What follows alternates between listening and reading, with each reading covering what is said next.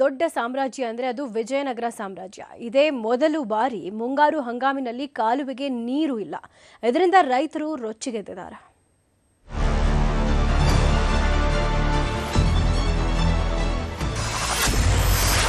ಕೊಪ್ಪಳ ವಿಜಯನಗರ ಭಾಗದಲ್ಲಿ ಭೀಕರ ಬರ.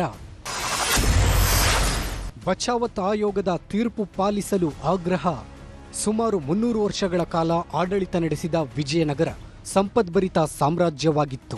ಈ ಭಾಗದ ರೈತರು ಅಂದಿನ ಕಾಲದಲ್ಲೇ ಕೆರೆ ಕಟ್ಟೆಗಳಿಂದ ಕಾಲುವೆ ಮೂಲಕ ನೀರಾವರಿ ಸೌಲಭ್ಯ ಹೊಂದಿದ್ರು. ಸ್ವಾತಂತ್ರ್ಯ ನಂತರ ಹೊಸಪೇಟೆ ಮುನಿರಾಬಾದ್ ಮಧ್ಯೆ ತುಂಗಭದ್ರಾ ಜಲಾಶಯ ನಿರ್ಮಿಸಲಾಯಿತು. ಹೀಗಾಗಿ ವಿಜಯನಗರ ಅರಸರ ಕಾಲದಲ್ಲಿ ನೀರಾವರಿ ಹೊಂದಿದ್ದ ಪ್ರದೇಶಕ್ಕೆ ವರ್ಷದ 11 ತಿಂಗಳು ನೀರು ನೀಡಬೇಕೆಂದು 1977ರಲ್ಲಿ ಬಚಾವತ್ ಆಯೋಗದ ತೀರ್ಪಿನಲ್ಲಿ ಆದೇಶ ನೀಡಿದೆ. ಅದರಂತೆ ಸುಮಾರು 15,000 ಹೆಕ್ಟೇರ್ ಪ್ರದೇಶದ ಹಳೆ ಮಾಗಾಣಿ ಪ್ರದೇಶಕ್ಕೆ ನಿರಂತರ ನೀರು ನೀಡಲಾಗ್ತಾ ಇತ್ತು. ಆದರೆ ಈ ಬಾರಿ ಮಳೆ ಕೊರತೆಯಿಂದ ವಿಜಯನಗರ ಕಾಲದ ಕಾಲುವೆಗೆ ನೀರು ನೀಡಿಲ್ಲ.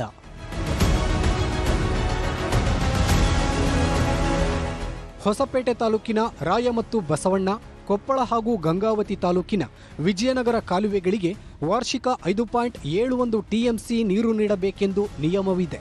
ಆದರೆ ಈ ಬಾರಿ ಟಿಬಿ ಡ್ಯಾಂನಲ್ಲಿ ನೀರಿನ ಕೊರತೆಯಿಂದ ಹಿಟ್ನಾಳ, ಅಗಳಕೇರಿ, ಆನೆಗುಂದಿ, ಮಲ್ಲಾಪುರದವರೆಗೂ ಹಳೆ ನೀರಾವರಿ ಪ್ರದೇಶಕ್ಕೆ ನೀರು ನೀಡುತ್ತಿಲ್ಲ. ಇದರಿಂದ ರೊಚ್ಚಿಗೆದ್ದ ರೈತರು ತುಂಗಭದ್ರಾ ನೀರಾವರಿ ವಲಯ ಕಚೇರಿ ಬಳಿ ಪ್ರತಿಭಟನೆ ಮಾಡುತ್ತಿದ್ದಾರೆ. ವಿಜಯನಗರ ಕಾಲುವೆಗೆ ವಾರ್ಷಿಕ 3 ಟಿಎಂಸಿ ನೀರು ನೀಡಬೇಕು. ಅಲ್ಲದೆ ಮುಂಗಾರು ಹಂಗಾಮಿನಲ್ಲಿ 1.50 ಟಿಎಂಸಿ ನೀರು ನೀಡಬೇಕೆಂದು ಒತ್ತಾಯಿಸಿದ್ದಾರೆ. ಈ ಭಾಗದ ರೈತರಿಗೆ ಒಂದು ಬೆಳೆಗೆ 1.5 ಟಿಎಂಸಿ ಬೇಕು, 2 ಬೆಳೆಗೆ 3 ಟಿಎಂಸಿ ಬೇಕು. ಆ ನೀರನ್ನ ಅವ್ರ ಹಕ್ಕದು. ಮುಖ್ಯಮಂತ್ರಿಗಳು ಹೇಳ್ತಾರೆ ಯಾರು ಬೆಳೆ ಬೆಳಿಬಾರ್ದು, ಯಾರು ನೀರನ್ನ ಅವಲಂಬನೆ ಮಾಡಬಾರ್ದು, ನಮಗೆ ಬೇರೆ ರಾಜ್ಯಗಳ ಒತ್ತಡ ಇದೆ ಅಂತ ಹೇಳ್ತಾರೆ. ಇಲ್ಲಿರ್ತಕ್ಕಂಥವ್ರು ಭೂಮಿನ ಕಳ್ಕೊಂಡಿದ್ದಾರೆ, ಬೆವರನ್ನು ಸುರಿಸಿದ್ದಾರೆ, ರಕ್ತವನ್ನು ಹರಿಸಿದ್ದಾರೆ. ಈಗ ಅದನ್ನು ಬಿಟ್ಟು ಮತ್ತೆ ಬೇರೆ ರಾಜ್ಯಕ್ಕೆ ನೀರು ಬಿಡ್ತೀನಿ ಅಂತ ಹೇಳ್ತಾ ಇದ್ದಾರೆ ಮುಖ್ಯಮಂತ್ರಿಗಳು. ಇದು ಯಾವ ನ್ಯಾಯ? ಈ ಮಧ್ಯೆ 4 ದಿನಗಳ ಹಿಂದೆ ಹೊಸಪೇಟೆ ಭಾಗದ ರಾಯ ಮತ್ತು ಬಸವಣ್ಣ ಕಾಲುವೆಗೆ ನೀರು ಹರಿಸಲಾಗಿದೆ. ಒಂದ್ ಕಡೆ ನೀರು ಹರಿಸಿ ಇನ್ನೊಂದ್ ಕಡೆ ನೀರಿಲ್ಲ ಅಂದ್ರೆ ಹೇಗೆ? ಆ ಭಾಗದಲ್ಲಿ ನೀರು ಹರಿಸಲು ಯಾರು ಹೇಳಿದ್ರು ಅಂತ ರೈತರು ಕಿಡಿಕಾರಿದ್ರು.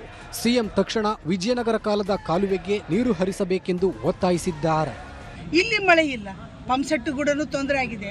ಅಲ್ಲಿ ಭೂಮಿಯಲ್ಲಿ ನೀರಿಲ್ಲ, ಮಳೆ ಬಂದಿರೋದು ದುರಂತ ಹನಿಯನ್ನು ಉದುರ್ತಾ ಇದೆ. ಇಂಥದ್ರಲ್ಲಿ ನಾವು ಪ್ರತಿಭಟನೆ ಮಾಡ್ತಿದ್ವು ಅಂದರೆ ರೈತರ ಹಿತ ಕಾಯಕ್ಕೋಸ್ಕರ ದಯವಿಟ್ಟು ನಿಮ್ಮ ಇದ್ರ ಮೂಲಕ ನಾನು ಹೇಳ್ತೀನಿ, CM ಅವರು ತಮ್ಮ ಮಾತನ್ನು ಆಯಾ ಪ್ರದೇಶಕ್ಕೆ ಅನುಗುಣವಾಗಿ ಇಟ್ಕೊಳ್ರಿ, ನಮ್ಮ ಭಾಗಕ್ಕೆ ನೀರು ಬಿಡಂತವ್ರು ಅಂತ ನಾನು ಮನವಿ ಮಾಡ್ತೀನಿ. ಈ ಕುರಿತು ತುಂಗಭದ್ರಾ ನೀರಾವರಿ ವಲಯದ ಅಧೀಕ್ಷಕ ಅಭಿಯಂತರ SP ಮಲ್ಲಿಗೆವಾಡ ಸ್ಪಷ್ಟನೆ ನೀಡಿದ್ದಾರೆ.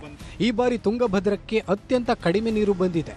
ಈಗಿರುವ 26 ಟಿಎಂಸಿ ನೀರಿನಲ್ಲಿ 16 ಟಿಎಂಸಿ ನೀರು ರಾಜ್ಯದ ಪಾಲಾಗಿದೆ. ಅದರಲ್ಲಿ ಜಲಚರಗಳಿಗೆ ನೀರು ತೆಗೆದ್ರೆ ಉಳಿಯುವುದು 11 ಟಿಎಂಸಿ ನೀರು. ಆದರೆ ತುಂಗಭದ್ರಾ ಕಾಲುವೆ ವ್ಯಾಪ್ತಿಯ ಪ್ರದೇಶಕ್ಕೆ ಕುಡಿಯುವ ನೀರಿಗಾಗಿ 18 ಟಿಎಂಸಿ ನೀರು ಬೇಕು. ಈ ಕಾರಣಕ್ಕಾಗಿ ಕಲಬುರಗಿ ಪ್ರಾದೇಶಿಕ ಆಯುಕ್ತರು ಬೆಳೆಗೆ ನೀರಿಲ್ಲ ಅಂತ ಸೂಚನೆ ನೀಡಿದ್ದಾರೆ. ಈಗ ರೈತರು ಕೇಳುವ ನೀರಿಗಾಗಿ ಸರ್ಕಾರಕ್ಕೆ ಪ್ರಸ್ತಾವನೆ ಸಲ್ಲಿಸಲಾಗುತ್ತೆ ಅಂತ ಹೇಳಿದ್ದಾರೆ.